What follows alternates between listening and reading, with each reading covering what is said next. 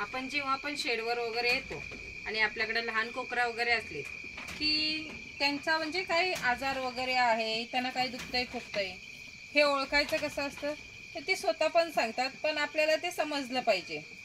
आता ही जी माझ्या पुढे 2 लहान कोकरं आहेत, ही खेळतायत वगैरे फिरतायत चांगली, पण ह्याच्यात कोण ओळखू शकतो का? पण ही जी शेडवर म्हणजे आपण जी मेंढी पालन वगैरे करतोय, ज्यांना अनुभव आलेला आहे ती सांगू शकतात. आता ही 2 मधल्या एकाची शेपूट बघा वर आहे, ही कडच्याची आहे, आणि ती शेपूट वर आहे तर सांगतोय मला काहीतरी त्रास आहे. आता जर हा आपण लक्ष नाही दिलेलं, समजा शेडवर वगैरे येऊन दुर्लक्ष केलेला, फक्त खायला घालून आपण गेलेला, तर माझं ह्याचं दुखणं वाढू शकतो. त्यामुळे आता ह्याला उपाय करायचा असतो. आता ही बघा, ह्याची शेपूट वर आहे आणि थोडासा नरमलेलाच आहे. रोज आलं शेडवर की उड्या वगैरे मारतात. त्यामुळे आपला जेव्हा शेड वगैरे असतो, काहींचा खाली असला काहींचा वरती असला, तरी पण त्या शेडवर आपल्याला जेव्हा लेंडी ती लोक करतात त्या ती लेंडी खाली जाते, कोणाच्या लेंड्या तिथंच असतात. मग कसं असतं की ते साफ करते वेळी पण आपण लक्ष देऊ शकतो. मग आपल्या लहान कोकरांनाच नाही तर मोठ्यांना पण त्रास असेल, तेही आपण जे आपण शेडवर येतो त्यावेळेला आपण फक्त चारा टाकून जायचं नसतो, तर चारा टाकल्यावर आपल्या मेंढरांची हालचाल, त्यांची काय मुवमेंट आहे हे सर्व बघायचं असतं आणि मग आपण जायचं असतं. कारण की त्यांच्याकडे न लक्ष देता फक्त चारा टाकला, पाणी ठेवलं आणि आपण गेलेला, तर त्याला जो होणारा त्रास आहे तो आपल्याला समजणार नाही, किंवा एखादा त्रास जास्त होईल आणि नंतर समजायला गेलं त्यावेळेला जर आपण उपचार सुद्धा केले तर ते उपचार पण त्या कामाला येणार नाही, कारण की तवसर खूप लेट झालेला असणार आहे. म्हणून जेव्हा पण आपण शेडवर येतो तेव्हा फक्त चारा टाकून जायचं नाही, तर आपण तो टायमिंग जो ह्यांच्यासाठी दिलेला आहे तो ह्यांनाच द्यायचा आहे. त्या टायमिंग मध्ये आपण दुसरं काय करायचं नाही. मग 1 तास असो 2 तास असो आपण शेडवर थोडा टाइम बसणं, त्यांना थोडं गोजरणे वगैरे. आता ह्या ज्या पिल्लाला त्रास आहे तो स्वतः त्या शेपटीवर करून सांगत आहे की मला काहीतरी त्रास आहे. आता त्या शेपटीवर न समजलं की ह्याला काहीतरी त्रास आहे, आणि कसं आहे ना की त्याला दूध वगैरे असं जिरलेलं नाहीये, त्यामुळे थोडासा त्याच्या पोटात गडबड झालेली आहे, तो त्रास आहे त्याला. आपण कधी पण मेंढरांकडे गप असलीत, खात नसलीत, किंवा ही जी लहान कोकरं आहेत आता ही खेळतायत, असं गप नाही आहेत की गप राहिलेत म्हणून त्यांना बघावं, तर अजिबात नाही आहे. ती त्यांचं खेळणं, उड्या मारणं वगैरे चालूच आहे. का? कारण की त्याला आता थोडासा त्रास आहे. जास्त त्रास झाला तर त्याला पण गप राहणार किंवा अनेक आपलं काहीतरी नुकसान होईल, असं होऊ नये. त्याच्यासाठी आपण जेव्हा शेडवर येतो त्यावेळेला आपण प्रत्येक मेंढराकडे बघायचं असतो, त्याची हालचाल वगैरे त्याच्यावरून समजतं आपल्याला.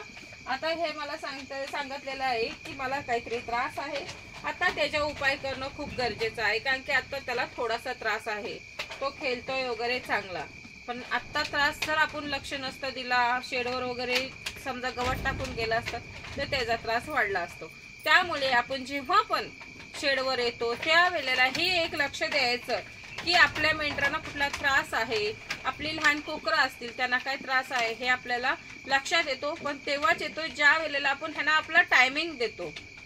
आपण टायमिंग देऊन शेडवर निरीक्षण करतो की कुठल्याला काही त्रास आहे का. आता ही उड्या मारते पण त्याला ओळखण्यात येणार नाही, कोणीच ओळखू शकत नाही जो नवीन माणूस आहे तो, याला काही त्रास आहे का. मग ही अशी लहान कोकरं ओळखायची असतात. आणि कसं आहे ना की जेव्हा पण आपण शेडवर येतो त्यावेळेला मात्र आपण जेव्हा शेडवर येतो त्यावेळेला जी काही मोठी मोठी कामं नाही आहेत आपली, छोटी छोटी आहेत, ती छोटी कामच मोठी असतात. आता ही मेंढरं आहेत ना, ती समजा आजारी पडली तर त्यांची म्हणजे अगदी लगेच डाऊन होत नाहीत, त्यांच्या आतमध्ये ताकद खूप असते, त्यामुळे ती 1-2 दिवस असा लवकर घायल होत नाही, तर 2 दिवस तरी ती काढणार. त्यांना जो त्रास होतोय त्यातनं ती चांगली असणार. मग आपण जर अनोळखी म्हणजे समजा नवीन असेल याच्यात व्यवसायात तर लक्षात येत नाही. त्यामुळे हे एक लक्ष ठेवणं गरजेचं आहे की आपण जेव्हा शेडवर येतो त्यावेळेला ह्या बारीक सारीक गोष्टी स्वतः बघायच्या असतात. आता आपल्याकडे समजा 20 आहेत, कोणाकडे जास्त असतील, तरी सुद्धा प्रत्येक मेंढीला हात लावून बघणे किंवा प्रत्येक मेंढीकडे एकदम बारकाव्याने बघणे. लहान कोकरा असतील तर त्या लहान कोकरांकडे बारकाव्याने बघणे हे आपलं काम आहे. कारण की जर आपण लक्ष नाही दिलं, समजा ती 1-2 दिवस काढेल तिच्या ताकदीवर, पण तिची ताकद तवसर कमी होणार आणि नंतर जर आपण उपाय केलेला तर त्याचा काय फायदा होणार नाहीये.